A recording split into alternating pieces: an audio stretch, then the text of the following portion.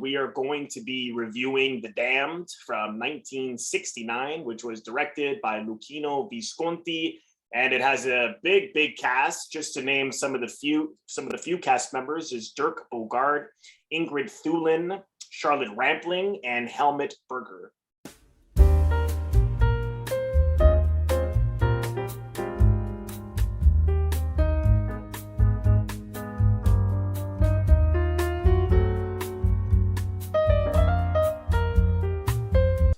Welcome to Robert Bellissimo at the Movies. This is a podcast where we explore movies from all over the world and explore how these stories were told on film. And I want to welcome back Paolo Kagawan, who has been on the podcast a couple of times in the past. Yeah. He is a film critic at In the Seats. He has also written for the National Post and the Film Experience. Paolo, welcome back. Thanks for doing this again. Yeah, thank you for having me. The last one we did was Despair, also with Dirk Bogarde, different filmmaker. Awesome. Fassbinder, and Fassbinder said that The Damned is his favorite movie, so there's certainly a connection, but that also has to do with the rise of Nazism. But before we get into the film, I was curious if you're generally a fan of Visconti in general. Do you like his work? Like I've seen like Rocco and his brother Senso, and like of course like the first one and my favorite one. Of course I'm blanking. I know Burt Lancaster's in it. Like the Leopard. Thank you, The Leopard. There you go. I think his films are just, they're so powerful and melodramatic and raw. And I mean, this is obviously very, very like dark and disturbing film about this industrialized family and the rise of Nazis in the 1930s in Germany.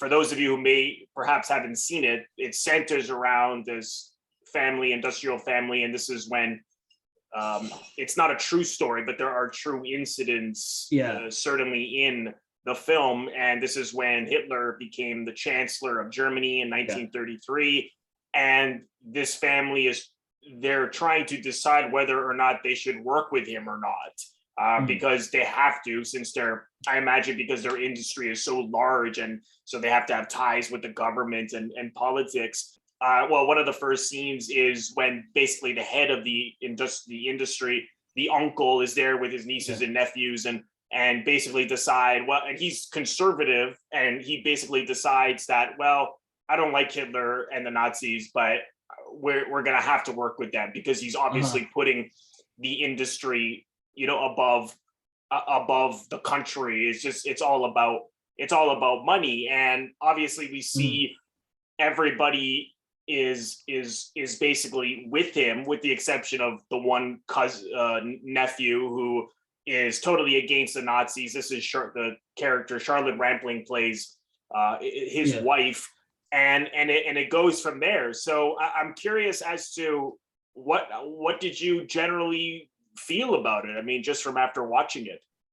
Yeah, I guess it's like when it comes to sort of like how everybody just kowtows with the Nazis, or I mean, like it's kind of we saw a little version of that where old money kind of just like is kowtowing to new money or the new power just so because they want to keep their power. I actually read that like Roger Ebert hated it, but for different reasons. I just read that earlier, and I read his review, and it seemed pretty vague in general. I mean, and I'm sure I'm not saying that you do this, but I'm sure from reading film criticism that critics can sometimes just trash something and not really go into details as to why they're trashing it. I just found his critique very vague. What I like so much about the film is that Visconti puts you right through the despicable, evil nature of all of these characters, and everybody in the family is just really out for power and greed, and are willing to do anything for it. I mean, even kill each other. And it was very Shakespearean. I don't know if this is true, but I did hear on another podcast recently that it was loosely based on Macbeth, because it has a Shakespearean. That makes like I'm thinking about it now, because basically like who'd be the Macbeth in this, or Lear? Yeah, I guess you can throw like any Shakespeare kind of Well, situation on it. But for sure. Because even if you just look at like Iago in Othello, like all of his soliloquies are yeah, talking to the audience about what his next step is to bring yeah, Othello down. And for me, the Iago of this film, Aschenbach, who was one of yeah, yeah. the because he seemed to be the one who was masterminding everything in terms of That's yeah. he knew that everybody was greedy, but Uh-huh.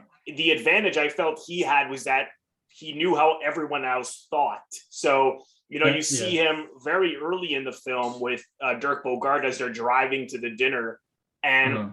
Dirk Bogarde's character works for the industry, and he's basically saying, well, I think you're going to get a bigger position because things are going to start to change.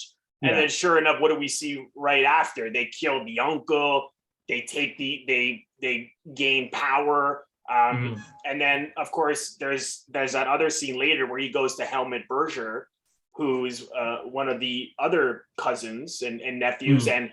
and he finds a way to get him to Yeah.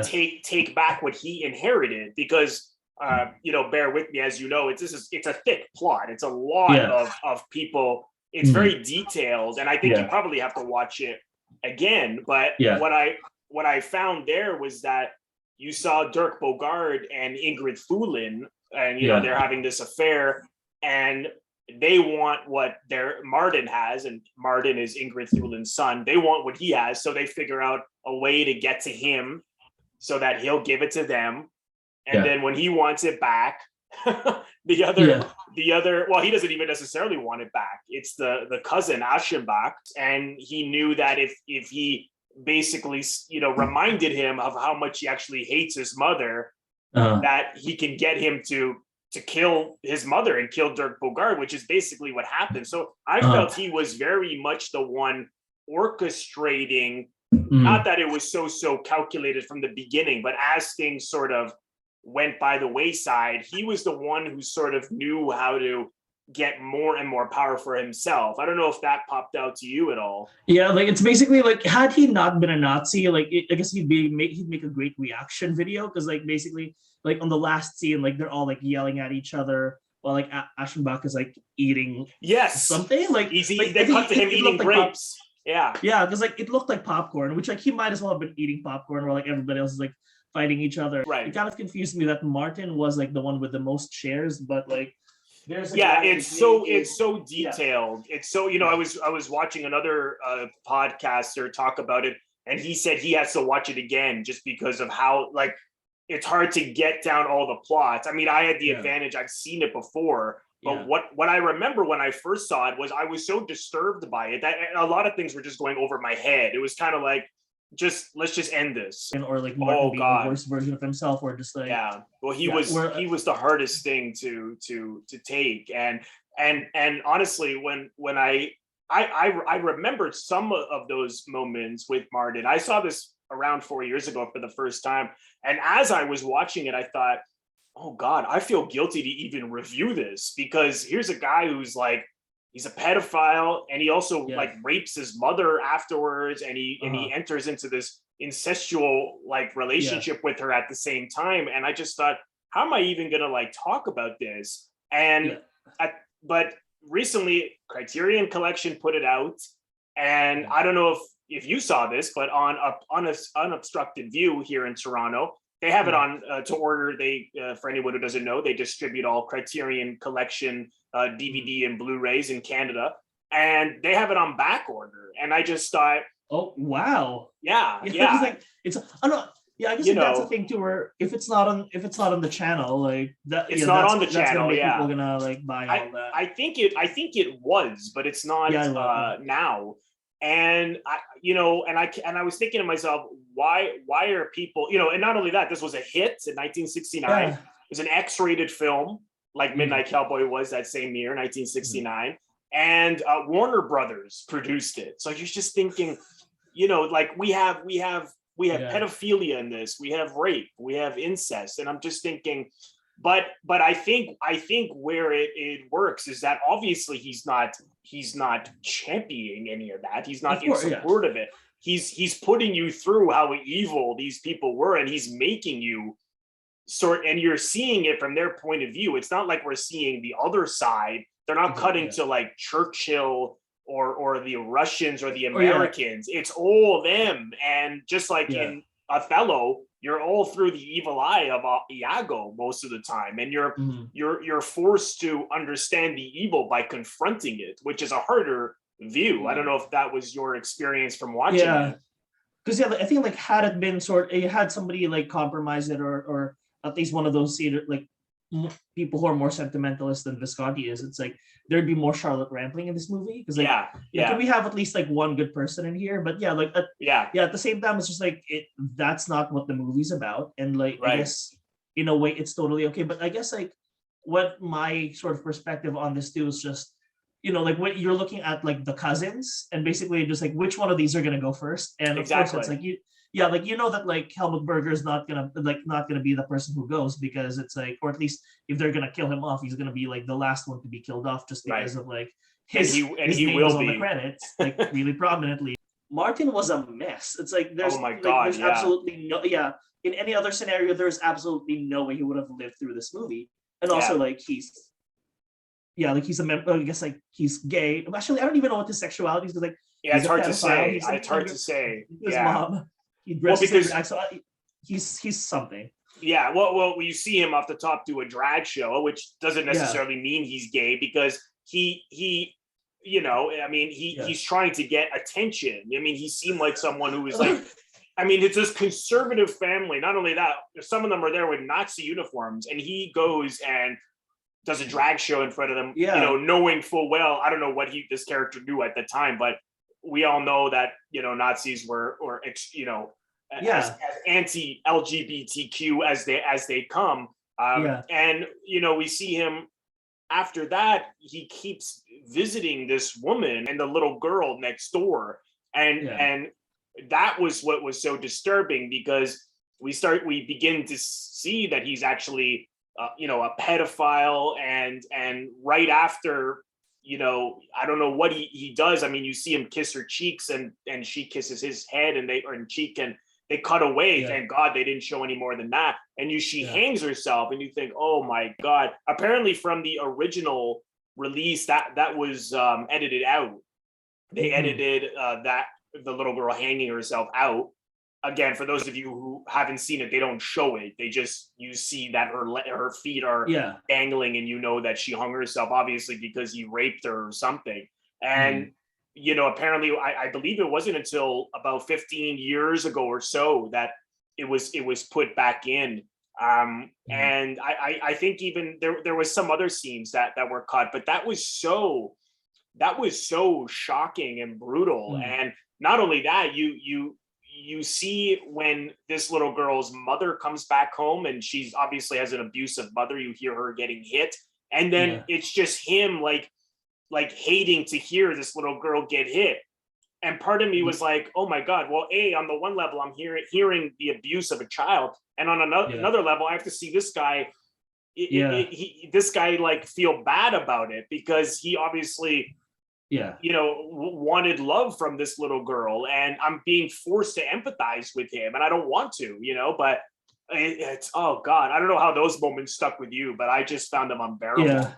I guess it's like what at least I'm sort of on the fence as to, I guess, like if he was gonna eventually attack that girl, it's like it was just like he would, it's like, for example, like I think pedophiles target people who are vulnerable. So basically, like on that scene where he like hears that girl or whatever, like he, it's like, oh, like I can exploit this person. But I guess maybe on a narrative sense, like Martin has to sort of feel bad. I mean, obviously, like the instinct whenever you hear a child crying, like even if you're that kind of a person, you kind of still feel bad, and you probably hate yourself, or like, and I guess like, I think so.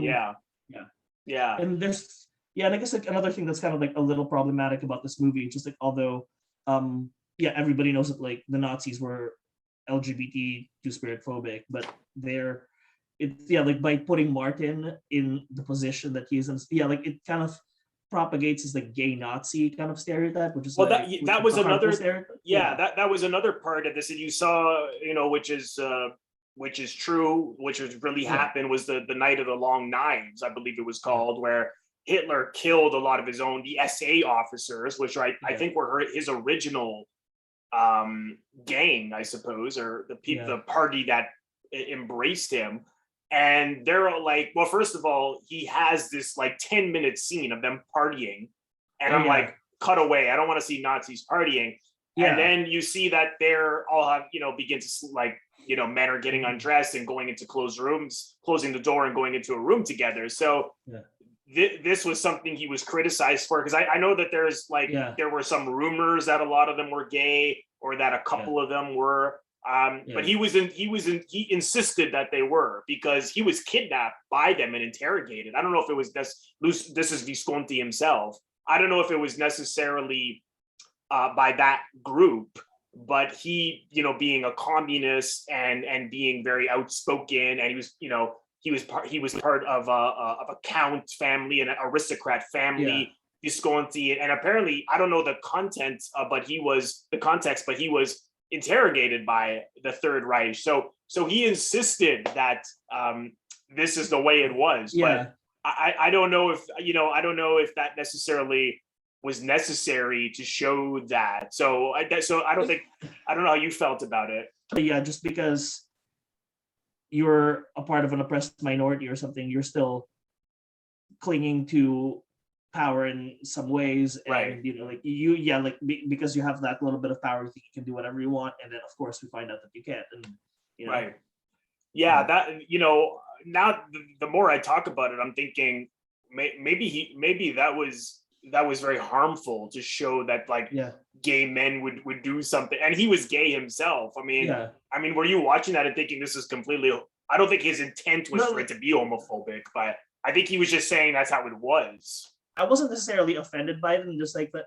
Yeah, like when I understood like what he was going for, like it's like, okay, I see it. Like there are other things that would have cut, but like that's like, okay, like that's him being him. Like it's not Visconti without a party, although I don't remember parties like in Rocco and his brothers. But like it's not a Visconti movie without a party. Right, I see what you're saying. Whether or not people partying are good people or bad people. Yeah. I mean, I thought he, I mean, I can understand him having a long sequence of a party, because that is ultimately going to keep provoking the audience and making them angry, because he's putting you in the point of view of the way these people were thinking, the way they were experiencing all the havoc that they were putting, that they were subjecting people to, and that they were enjoying it. So it's so uncomfortable. You brought up a good point earlier when you said that the only people who showed humanity, and you're right, was like Charlotte Rampling and her husband, because they were like the first to be totally against this. And there was only one moment with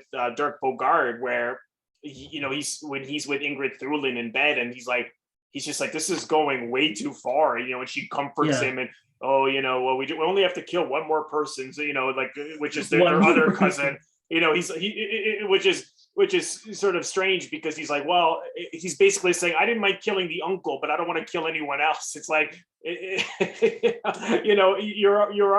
already gone way too far. So, but it's not that I felt bad for him, but there was just that moment where he was kind of like, oh crap, and even in that next scene where they're all at the dinner table, and now Dirk Bogarde is at the head of the table, and he's replaced the uncle. And right after that scene, because that's when the conflict begins with Martin, you see later on, there's just a very short scene of Martin just where no one is there, going to the head of the table and sitting there, and I just thought that spoke volumes, that it's just this, recycling of who's going to be the next one.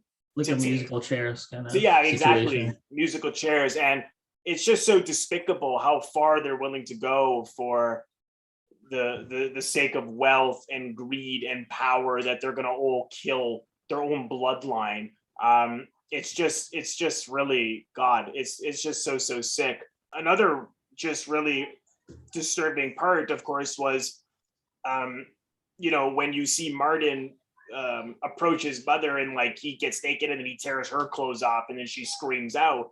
So, clearly he rapes her at that moment, but then afterwards he's like just like cuddling her, and you think it's so disturbing, because you think on the one level, he wants to destroy her, but then on the other hand, he's like this boy who was never loved. Yeah. And then you see how, as a result of that, of course, that like makes her almost comatose. Like what happened, like she just couldn't. Like Dirk Bogarde, he has that scene where he's trying to get her to like help him, because now they're in deep shit, and she just couldn't even come out of it. And at the end, I mean, that last scene, which is like the funeral / wedding at the exact same time, because he has to get Dirk Bogarde to marry her, and now Dirk Bogarde is the stepfather of Martin, and Martin can inherit what belongs to them, part of the in the industrial family.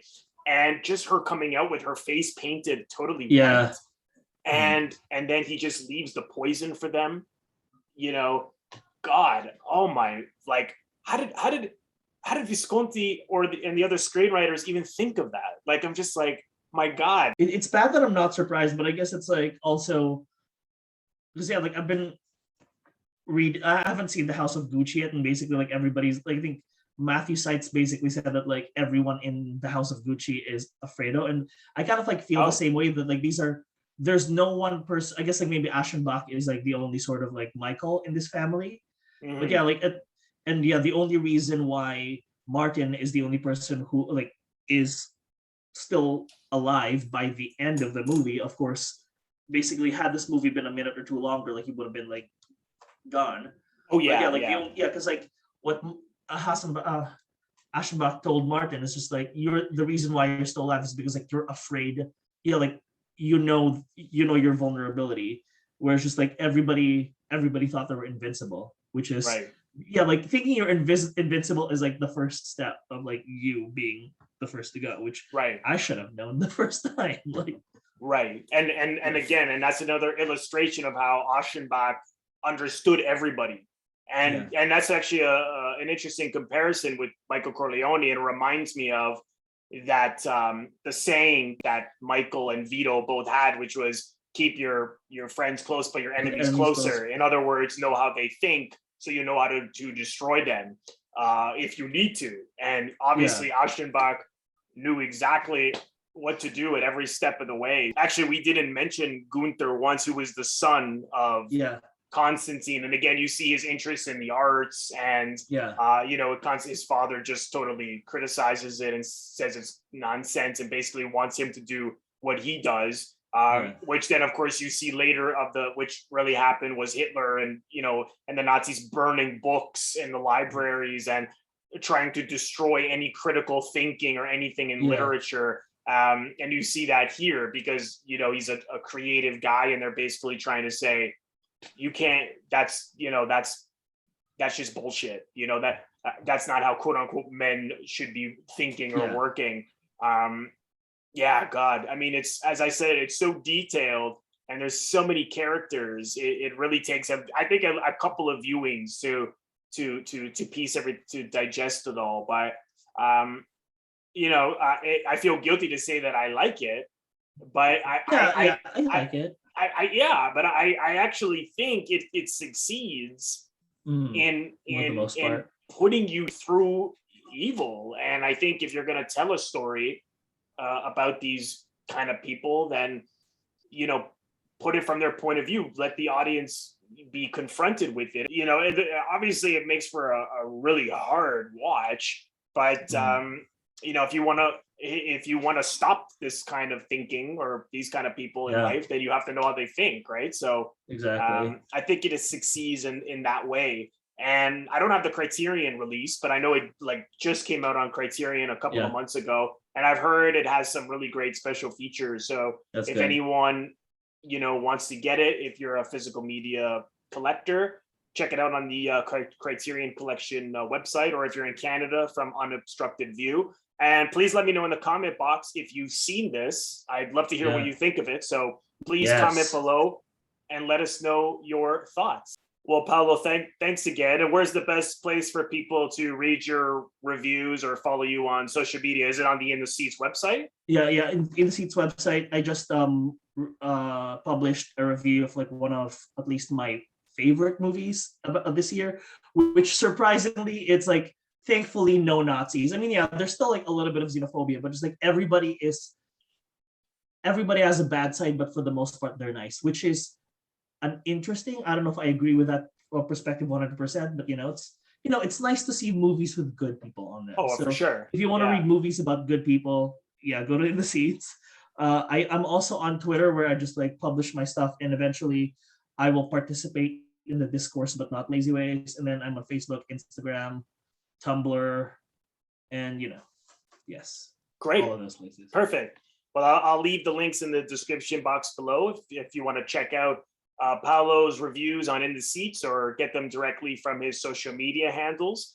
And if this is your first time here, I also have a Patreon membership where I have bonus content, that people can vote on, polls that people can vote on. So you can be part of the decision making of what you want to see based on the bonus content that I create. It's on patreon.com/Robert Bellissimo at the movies. And I will leave the link in the description box below for that. And there's also an audio version of this podcast, and it's available on all of the different platforms where audio podcasts can be found. But not everything that is on the YouTube channel is also on the audio version. So head over to YouTube where there's a lot more videos to listen to or watch, whatever you prefer. And lastly, if this is your first time here, please consider subscribing.